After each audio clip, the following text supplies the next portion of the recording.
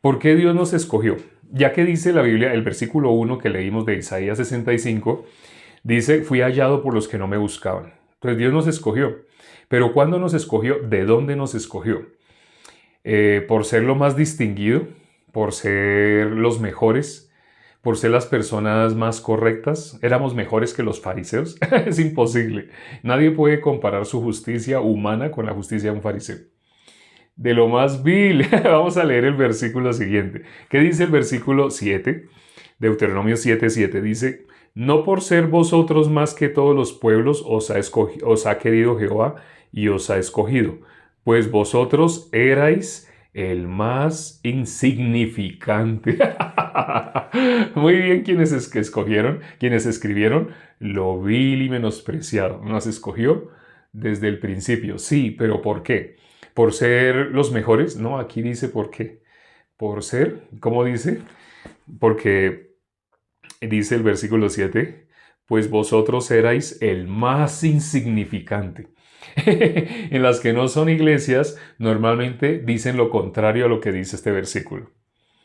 Dicen que nosotros somos muy valiosos, así dicen, ¿no?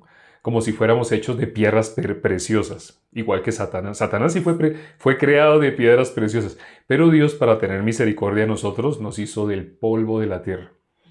Entonces, cuando a muchas personas les mostramos el versículo 6, que dicen, sí, Dios me escogió para hacerle un pueblo especial, así dicen las personas. Y le decimos, sí, pero lee el versículo siguiente, lee por qué te escogió. Entonces, cuando leen el siguiente, tú eres el más insignificante. Las personas que dicen, ay, no, no, no, no, no, no, no, no, no, no, no, eso sí no me gustó. Ahí sí, ay, no, no, no, ya me sentí mal. Sí, porque las personas que quieren tener un puesto de honra. Así, ¿por qué? Por sus méritos, por lo que hacen, pero no. Ciertamente tenemos un puesto de honra, pero no por nosotros. ¿Se acuerdan de Mefiboset? David le quería dar misericordia a la casa de Saúl. David no veía a Saúl como enemigo. Todo el mundo veía a Saúl como el enemigo de David. Inclusive el amalecita que le dio la noticia, en 2 Samuel capítulo 1, fue y le dijo a David que había matado a Saúl. ¿Por qué? Porque todo el mundo pensaba, David, el enemigo de David es Saúl. Así pensaba todo el mundo. Pero hay algo que las personas no tenían en cuenta. Si fueran hombres con hombres, él sería enemigo de él y él sería enemigo de él. Si fuera hombre con hombre. Porque el ser humano en la carne, ¿qué hace? Venganza. Entonces sí, como tiene pleito, él tiene pleito con él, entonces él también tiene pleito con él. Pero en el mundo espiritual es al revés. En el mundo espiritual, nosotros, ¿qué tarea nos dijo nuestro Señor Jesucristo? La tarea principal es ir y predicar el Evangelio a toda criatura. Pero nuestro Señor Jesucristo dijo, si me amáis, guardad mis mandamientos. Jesús, ¿qué dijo? Que oremos por los que nos maldicen, que bendigamos a los que nos maldicen. Así dijo, ¿no? Entonces, si me amáis, guardad mis mandamientos. Un justo no maldice, no maldice. Es más, ¿por qué el justo no maldice? Porque el justo sabe un secreto que el mundo no sabe. El justo sabe que lo que dice Romanos 3:23 maldice a todo el mundo. O sea, no nosotros. La Biblia muestra todo el mundo está maldito. Eso es lo que muestra Romanos 3:23.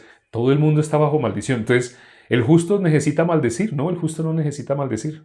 El justo no necesita decirle a las personas, te maldigo, tú eres maldito, ¿no? No, ¿por qué no?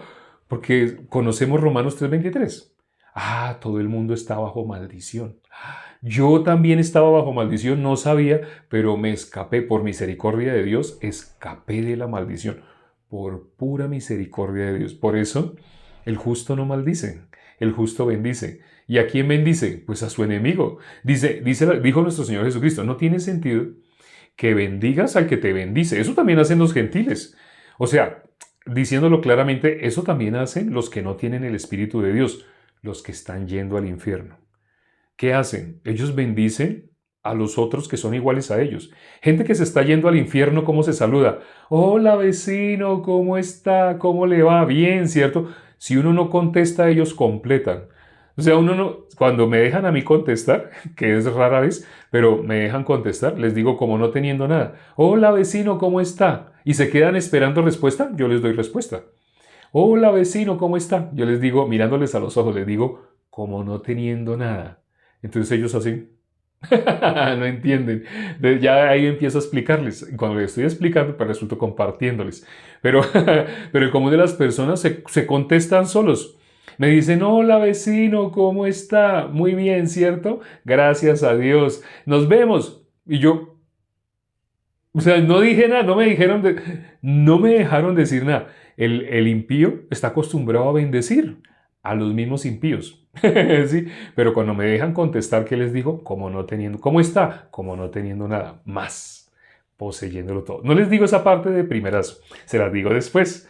Pero, o sea, al principio genera un choque porque como no teniendo nada, suena feo, ¿cierto? Como no teniendo nada. Pero lo que les estoy queriendo decir es, lo poseo todo. Si me dejan seguir hablando o si me preguntan, pues les digo, más poseyéndolo todo. Ahorita que estamos mirando este versículo que dice, no, por ser nosotros, ¿cómo nos escogió Dios? Por ser lo más insignificante. Así fuimos escogidos, ¿no? Por ser lo más insignificante. No sé si ustedes se acuerden, Marcos 2, 17. Vamos a mirar Marcos 2, 17. Vamos a mirar Marcos 2, 17. ¿Qué dice Marcos 2, 17? Los sanos no tienen necesidad de médico, sino los enfermos. Vamos a mirar Marcos 2, 17. Marcos capítulo 2, versículo 17. Marcos 2, 17. Entonces, quiénes son los que hallan esa puerta angosta? Dice, fui encontrado por los que no me buscaban. Entonces, miremos qué dice Marcos 2, 17.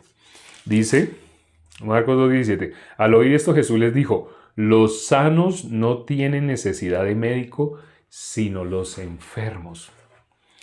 Por eso, aquí por qué Jesús está diciendo esto, porque Jesús había entrado a la casa de un publicano, estaba sentado a la mesa y estaba comiendo ¿con quién? Con publicanos. Entonces cuando los fariseos vieron, ellos pensaban, ¿no sabe Jesús con quién está? Él no sabe con quiénes están a la mesa. ¿Quiénes están a la mesa? Lo más insignificante para los fariseos, para los escribas, para personas que leían la Biblia todos los días, que oraban y que hacían cosas que el pensamiento nos dice en modo natural. Eso es lo que Dios quiere. Ellos vivían como el hombre natural, por el pensamiento. Eso, claro, eso es lo que Dios quiere. Así no es. Pero ellos viven por su pensamiento. Por vivir por su pensamiento, ellos hacían muchas obras de justicia. Jesús los colocó como ejemplo de justicia. No hay nadie en la Biblia que tenga un ejemplo de justicia más grande. Ya lo vamos a ver cuando Jesús lo dijo. No hay nadie. Jesús los usó como la regla de justicia, de modelo de justicia más grande que ha existido. No ha habido una regla de justicia más grande que esta. En esta época la gente no se sabe el Antiguo Testamento de memoria. En esa época ellos se lo sabían. En esta época hay personas que todavía tratan de estudiar como lo hacían ellos, pero ellos sí se las sabían de memoria. En esta época difícilmente alguien. Hemos conocido personas que se saben el Nuevo Testamento, pero porque el Nuevo Testamento es una cuarta parte del Antiguo Testamento. Personas que llevan 20, 30 años en la cárcel y se aprendieron el Nuevo Testamento, pero los escribas y fariseos se sabían el Antiguo Testamento, que es 4 veces el Nuevo Testamento en tamaño, en volumen. Y se lo sabían de memoria. Y no necesariamente los 50, no. A los 16, 17 años ya se lo sabían de memoria. Porque desde niños empezaban su carrera en justicia humana. Por eso Jesús los usó como el modelo de justicia más grande. Pero estas personas que tenían su justicia tan elevada, ¿cómo veían cuando Jesús estaba sentado con publicanos, rameras, con pecadores? ¿Cómo veían ellos? Uy, pero él de verdad no sabe con qué personas se está metiendo. Sí, se está metiendo con lo más insignificante. O sea, para los fariseos, ¿quiénes eran los publicanos, las rameras, lo más insignificante? Para ellos, con la medida que ellos medían, con el metro que ellos medían, ellos como veían lo más insignificante. ¿Qué dice la Biblia? Lo más vil y menospreciado del mundo. Ya lo dijeron los hermanos. Lo más vil y menospreciado del mundo. Entonces, ¿aquí qué está diciendo Jesús? Jesús le está diciendo algo a la gente que se cree buena. Jesús les está diciendo, los sanos no tienen necesidad de médico, sino los enfermos. ¿Jesús por quién vino? ¿Por los sanos o por los enfermos? Jesús vino por los enfermos. Jesús es el médico perfecto, porque dice la Biblia que Él cargó todas nuestras enfermedades. Así dice la palabra. Él nos sanó, así dice la palabra. Bueno, se está refiriendo ciertamente. Hay personas que por esta palabra han recibido sanidad física, pero realmente se está refiriendo a la sanidad de la que toda la humanidad necesita. ¿Nos sanó de dónde? De estar muertos. He aquí viene la hora cuando los muertos oirán la voz del Hijo de Dios. ¿Quiénes? Los muertos, y los que la oyeren vivirán. Vamos a mirar el ejemplo de justicia cuando Jesús lo dijo. Está en Mateo 5, versículo 20 dice, porque os digo que si vuestra justicia no fuere mayor que la de los escribas y fariseos, no entraréis en el reino de los cielos. Si la justicia de una persona no llega a ser superior a la de escribas y fariseos, no puede entrar al reino de los cielos. ¿Y por qué Jesús los usa a ellos como el molde de mayor justicia humana? Nadie puede tener, por lo que acabamos de explicar. Ellos fueron criados desde bebés para memorizarse las escrituras. Nadie se les iguala. En esta época la persona que más se propone, o sea, personas que entran a la cárcel de 15, 16, 18 años y que tienen cadena perpetua por asesinato, entraron a los 18 años y entraron con cadena perpetua. Esas personas a los 50 años ya se saben el Nuevo Testamento de memoria, pero dedicaron años y años, 30 años dedicaron para poderse aprender el Nuevo Testamento de memoria. En cambio, ellos, desde bebés, cuando ellos aprendieron a leer, leían y memorizaban, porque estaban en una cultura donde tenían que hacerlo. Antes de los 17 años, a los 16 años, ya se sabían el Antiguo Testamento de memoria. Por ejemplo, en esta época, si quieren que alguien sea el mejor pianista, cuando una persona quiere empezar a los 12, 13 años con el piano, ¿qué le dicen los maestros de piano? Puede ser un muy buen pianista, porque es joven, 12 añitos es muy joven, pero ya no puede ser el mejor del mundo. ¿Y cómo así? ¿Por qué no? Para ser el mejor del mundo tenía que haber empezado con el piano a los 2 años. No sé si sabían eso. Si una persona quiere ser lo mejor del mundo en alguna área, tiene que empezar desde muy joven. Igual con la gimnasia. Si alguien a los 15 años le da porque quiere ser gimnasta, puede llegar a ser muy buen gimnasta, puede hacer vueltas en el aire, puede llegar a tener muy buenos logros, pero no puede llegar a ser el mejor del mundo. Por eso Jesús usaba a ellos, a los fariseos y escribas, por eso los mostraba como el ejemplo de justicia más grande. ¿Alguien puede igualar la justicia de un fariseo o de un escriba? Nunca, es imposible. Por más técnicas que trate de aplicar, no alcanza, no alcanza. Si hubiera empezado a los 2 años, sí. Pero ya empieza a los 30, una persona que tiene 30 años quiere superar a una persona que tiene 20 años, 15 años, quiere superar a un fariseo, por más que se trate de dedicar única y exclusivamente, ya no alcanza. Ya no alcanza. ¿Sí? Entonces Jesús usó el ejemplo de justicia más grande. Ahí, volvamos a leer ese versículo, dice, porque os digo que si vuestra justicia no fuere mayor que la de los escribas y fariseos, no entraréis en el reino de los cielos. ¿Qué es lo que está diciendo? Ellos con toda su justicia no pueden entrar. ¿Sí? Entonces uno diría, pero ellos estaban buscando, dice la Biblia, hoy leímos, ¿no? El versículo 1 de Isaías 65, fui hallado por los que no me buscaban. Y miramos en Deuteronomio capítulo 7, versículo 6, ¿qué es lo que dice sobre qué personas son las que Dios escogió? Porque dice la Biblia que Dios nos escogió para hacerle una nación especial. Pero dice en el versículo 7, Deuteronomio 7:7, por ser los más insignificantes. ¿Cómo nos escogió? ¿Por ser lo más destacado del mundo? No, por ser lo más insignificante. O como lo dice 1 Corintios capítulo 1, versículo 27, 28, 29. Lo vil y menospreciado escogió Dios para avergonzar a lo fuerte, lo débil del mundo, lo menospreciado del mundo. ¿Sí? Lo que el mundo desecha, eso Dios recibe. Por eso dice, ahorita leímos en Marcos 2:17, Él vino ¿por quién? Por los sanos, por los enfermos. Y recuerdo que en una de las que yo estuve, que se conocen como iglesia, llegué a tener 24 células. Y lamentablemente esto que sucedía hacía que muchos me odiaran. Todavía pasa. ¿Sí sabían? Aún siendo salvo, todavía pasa. Cuando no era salvo, experimenté la envidia de los líderes que me rodeaban. Porque yo llegué y en corto tiempo, pasé de cero a tener 24 células. Y habían personas que tenían, le llaman células a unos grupos de estudio, grupos de oración, donde uno repite lo que decía el pastor principal. Solamente era repetir, teníamos que repetir, lo mismo que hace el catolicismo, que ellos tienen que repetir, ya les dan por escrito lo que ellos tienen que decir. Algo así pasaba, teníamos que decir exactamente lo mismo que habíamos escuchado del pastor principal. Y en mi caso, debido a estrategias que aplicaba y técnicas y todo eso, por eso conozco todas esas técnicas, porque yo las usé, la intención mía no era hacer daño, pero estaba haciendo el daño un estrago. Hice que más de 100 personas repitieran esa oración: Señor, te acepto como mi único y suficiente. Qué vergüenza, ¿no? Ahorita pues me da pena, pero tengo que decirlo, ¿no? Toca sacar a flote esa vergüenza que traía tras mis espaldas. Yo fui de esas personas que hice que muchos creyeran que eran hijos de Dios.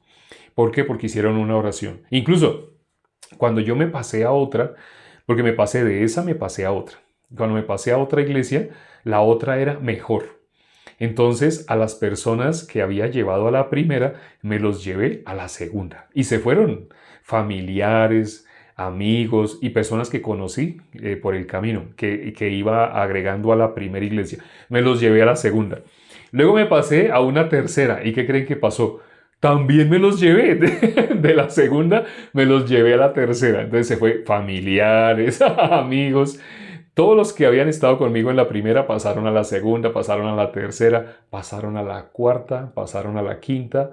Y cuando encontré la mejor de todas, humanamente, o sea, no iglesia, delante de Dios no, pero sí delante de los hombres. O sea, la mejor iglesia de pecadores que yo conocí, suena feo, pero así fue, la mejor iglesia de gente no salva, la mejor iglesia de personas que estaban destituidas de la gloria de Dios, o sea, que eran pecadores, era la sexta. Esa era la mejor de todas. Inclusive cuando yo les mostré a mis amigos, a los que me había llevado de una en otra, cuando les mostré la cesta, cuando ellos la conocieron, dijeron: uy, sí, esta está mejor que todas las anteriores. Así ellos dijeron. Ellos también se daban cuenta: sí, esta es la mejor, porque era el lugar donde más nos consentían, donde más nos echaban lisonjas. En la otra, la que les nombré, que tuve 24 células, realmente no, nos trataban como empleados. O sea, esperaban de nosotros resultados, resultados, resultados. Entonces era una presión, había una presión. Y ciertamente yo era el que más resultados daba y por eso tenía enemigos. O sea, inevitablemente se despertaba, ¿qué cosa? Envidia por personas que estaban queriendo hacer lo mismo pero no lo lograban. Y cuando llegué a esa cesta, los amigos estaban felices. Pero resulta que por cosas que sucedieron, Dios me fracasó. Dios me fracasó en todo. Ya quienes han oído mi testimonio, Dios me quebrantó, me cogió y me empezó a moler. Me metió como en un mortero y empezó así a majar, así como el ajo. Cuando se mete en un mortero el ajo y se le empiezan a dar golpecitos y así a moler, así Dios me empezó a hacer para tener misericordia de mí. Entonces Dios, cuando me dio la salvación, cuando conocí la iglesia de nuestro Señor Jesucristo, la iglesia de justos, sí existía. Yo pensaba que todas eran iguales, porque yo solo conocía 6, pero por pura misericordia, después de que Dios, yo llegué a desear no vivir, de tanto que fui molido, yo ya no quería vivir, experimenté un dolor muy fuerte. Entonces yo me fui a una ciudad lejana, yo me quería alejar de todo. Y estando allá lejos de todo, había un seminario bíblico. Y ahí fue cuando asistí a ese seminario bíblico y recuerdo que el pastor que estaba al fondo, cuando yo lo vi, pues me llamó la atención por la apariencia, porque se notaba que era extranjero. Yo vi, uy, wow, vamos a ver qué va a predicar. Pero cuando dijo, vamos a mirar Lucas 15, apenas dijo así, ahí me dio risa. Porque yo había hecho mi tesis, cuando estudié teología, había hecho mi tesis con Lucas 15. Entonces yo me lo sabía de memoria. Y pues cuando él empezó a predicar, me dejó. ¿Te has visto las caricaturas cuando se le cae así la mandíbula?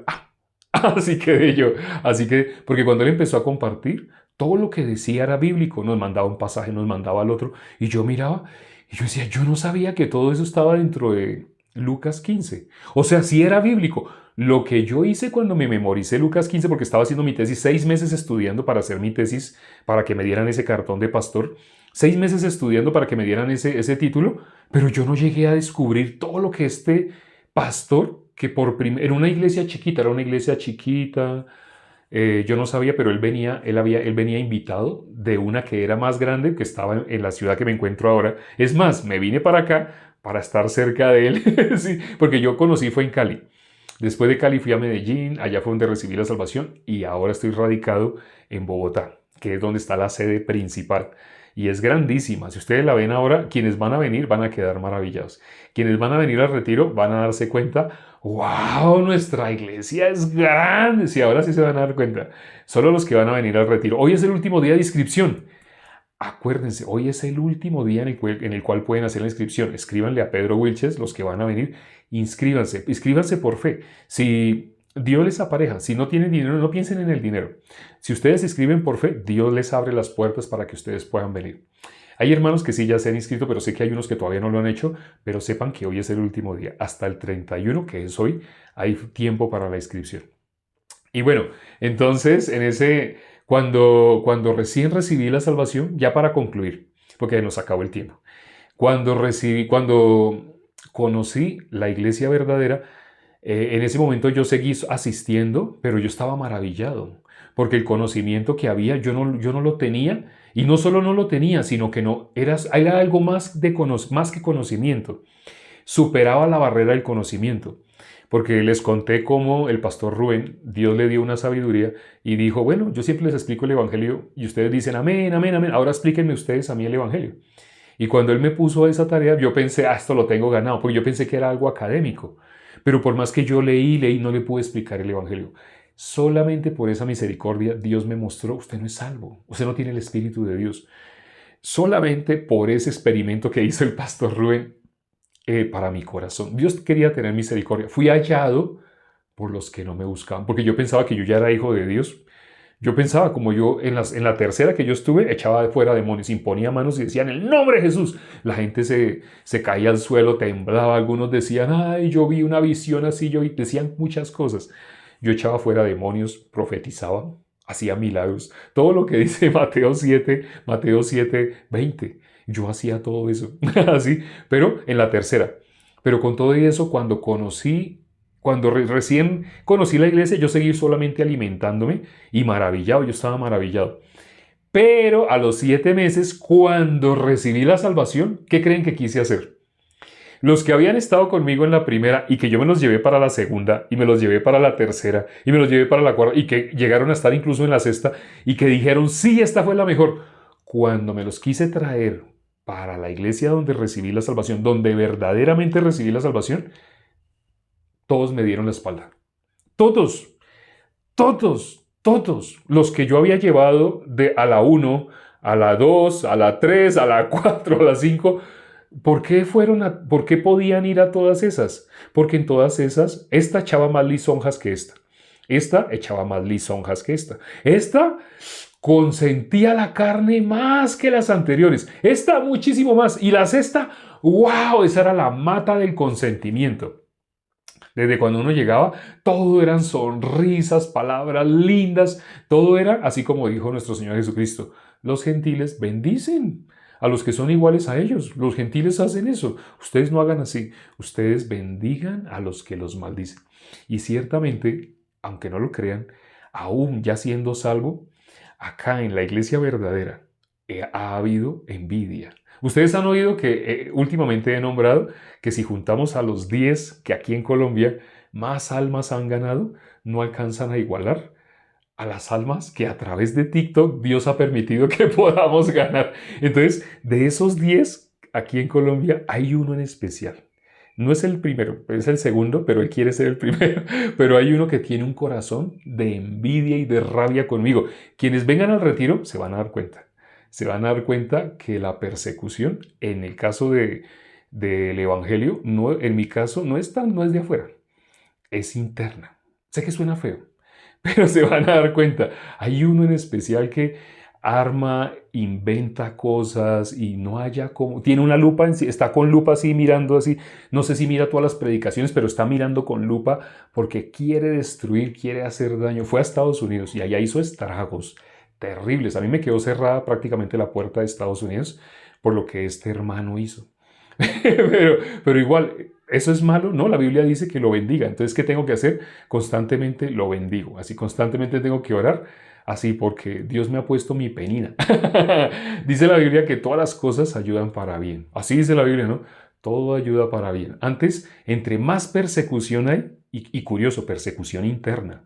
Entre más persecución hay, más es anunciado el Evangelio, más personas reciben la salvación.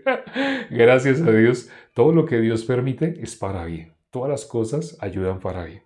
Vamos a orar ya para terminar. Padre, gracias por este tiempo que nos permites para considerar tu palabra. Padre, gracias Señor porque todas las cosas, todas, aunque a nuestros ojos parezcan horribles, aunque a nuestro punto de vista, como decía hoy el pastor Santiago de Honduras, aunque a nuestros ojos, ay, nosotros prefiramos escuchar la palabra, tengamos como preferencia escuchar la palabra desde, mejor por internet, mejor virtualmente. Eso, ¿para qué voy a que me hagan mala cara, a que me menosprecien, a que murmuren? ¿Para qué voy? Así llegan esos pensamientos. Satanás mete esos pensamientos. Pero dijo el pastor Santiago, esa prédica que escuchamos esta mañana y que ya se subió al grupo de WhatsApp, él decía, ¿cómo llevamos la vida espiritual? No vamos a ir porque mi punto de vista me dice, es mejor no. Al contrario, si mi punto de vista me dice que no vaya, más tengo que ir.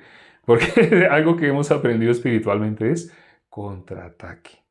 Donde somos menospreciados, esa es una bendición. El camino de anunciar el Evangelio es el camino de ser menospreciado, no el camino de ser halagado, no.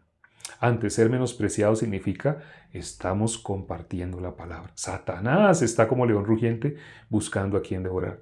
Y Satanás usa incluso hermanos para querer destruir. Ten misericordia, Padre, de todos los hermanos que han recibido la salvación. No permitas que nada, absolutamente nada, quiera quitarles el gozo de la salvación. Y por el contrario, permite, Padre, que experimenten los vituperios por el Evangelio. Tu palabra dice, bienaventurado cuando por mi causa os persigan. Lo más sorprendente es, aún hermanos persigan por el Evangelio. Ten misericordia, Padre, también de los que están persiguiendo, porque ellos solamente son instrumentos tuyos. También son hijos tuyos, también son salvos, y lo que hacen, lo hacen porque tú se los has ordenado. Eso para misericordia de las personas que faltan aún por recibir la salvación. Todas las cosas ayudan para bien, dice tu palabra. Permite que los hermanos no miren como mira el mundo. El mundo mira, me gusta, hago. No me gusta, no, ya no quiero. Pero como decía el pastor Santiago, así no se lleva la vida de creencia. Nuestro Señor Jesucristo nos dio el mayor ejemplo. Como dijo, no se haga como yo quiero, sino se hágase como tú quieres. Gracias, Padre. Hemos orado en el nombre de nuestro Señor Jesucristo. Amén.